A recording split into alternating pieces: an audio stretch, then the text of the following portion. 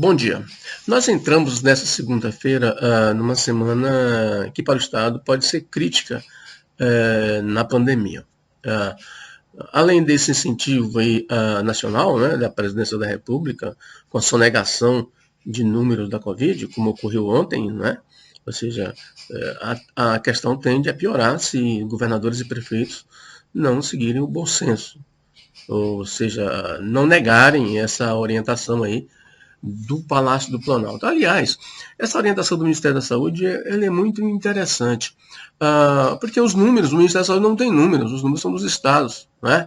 Então, os estados é que repassam para o governo federal os dados que estão lá nos estados e nos municípios. São a Secretaria de Saúde que repassam para o governo federal. Não é o governo federal que coleta os dados. Então, o presidente da República aí, não informar esses números aí através do Ministério da Saúde dá em nada, porque a origem dos dados, a base dos dados, está lá nos estados, e os governadores é que estão controlando isso, os prefeitos é que estão controlando isso. Então, as secretarias de saúde dos estados é que coletam esses dados e os repassam para o Ministério da Saúde. Então, se o Ministério da Saúde não quiser informar isso, como parece que não quer, a Câmara dos Deputados, o Senado, até os próprios governadores podem montar uma central aí e fazer uma central de divulgação dos dados da Covid.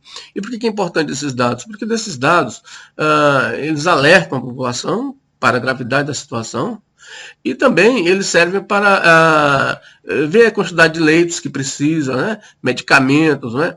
Então, são dados fundamentais para o combate à pandemia. Como é que você vai trabalhar os pacientes se você não tem a quantidade de pacientes? Então, os dados são fundamentais. O governo não pode sonegar essas informações como o Ministério da Saúde está querendo. Isso vai dar a questão judicial. O Ministério Público Federal já entrou com uma ação extrajudicial aí contra essa decisão do Ministério da Saúde, que não vale nada, ou seja, porque os estados podem montar essa central, os dados são dos estados, né? Ou então a própria Câmara dos Deputados pode informar aí, fazer uma central. Eu falo Câmara porque a Câmara ela é importante, e o Senado que representa os estados, né? Então, assim, eles podem montar, o Congresso pode montar uma central aí e coletar esses dados do governo, da Secretaria de Saúde, né? Aliás, a Secretaria de Saúde tem até uma associação aí, né? Um comitê de todos os secretários de saúde que pode montar essa base. Mas não o ponto. O ponto no Tocantins é o seguinte, que eles estão começando, prefeitos aí estão começando a flexibilizar as restrições dessa semana. A Prefeitura de Palmas é uma delas, né? Então a prefeita, a partir de hoje, entra em vigor um decreto aí que possibilita a abertura aí do comércio, né, o varejista e atacadista. Na verdade, esses comércios estavam funcionando. Né? A prefeita mesmo me disse, em certa oportunidade, que 70% do comércio estava funcionando normalmente. Ou seja, tinha aquelas restrições, né? E essas restrições vão ser mantidas, ou seja, o distanciamento, a questão da máscara, né, o uso obrigatório de máscara. Mas o que muita gente está esperando era a abertura de boteco, né, dos bares. Né?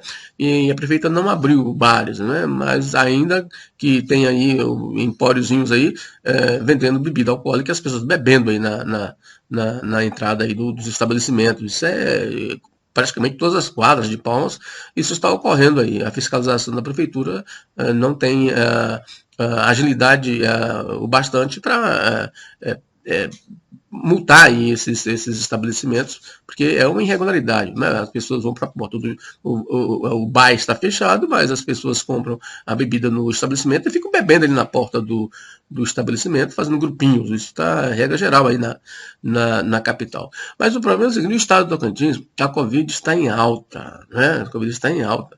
Nós passamos de 5.600 casos ontem, né, no boletim de ontem. Né? Então foram quase 1.500 casos em uma semana. Né?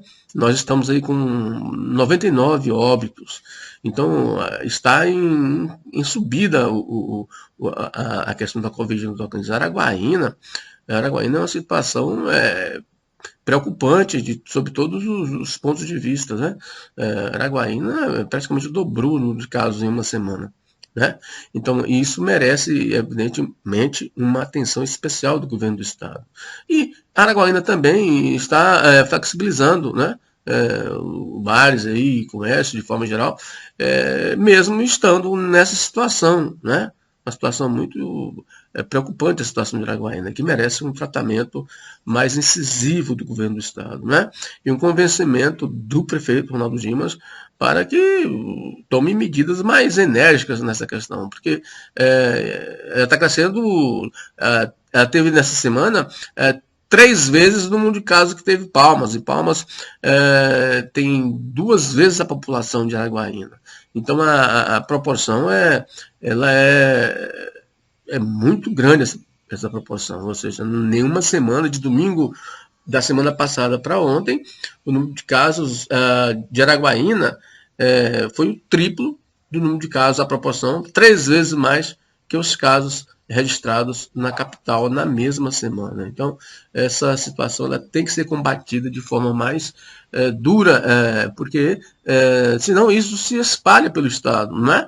Araguaína fica na beira da BR-153, ali é um entroncamento para o Pará, para o Maranhão, e pode levar essa pandemia para todo o bico do papagaio, que já está também no bico. A situação é muito grave, a situação de Araguatins é gravíssima, de Xambioá nem se fala, e os casos crescendo. E quando a população dessas cidades observa aí a flexibilização na capital, que é o centro irradiador de informações para o Estado, certamente vão querer seguir esse exemplo, mesmo a pandemia estando avançando e muito em seus municípios. Então é uma semana muito importante para o Estado, que os prefeitos têm que tomar cuidado com isso, porque a gente pode aí fechar a semana nessa proporção diária aí de casos, fechar a semana com 7 mil casos, né? E isso é muito ruim para a saúde do Estado.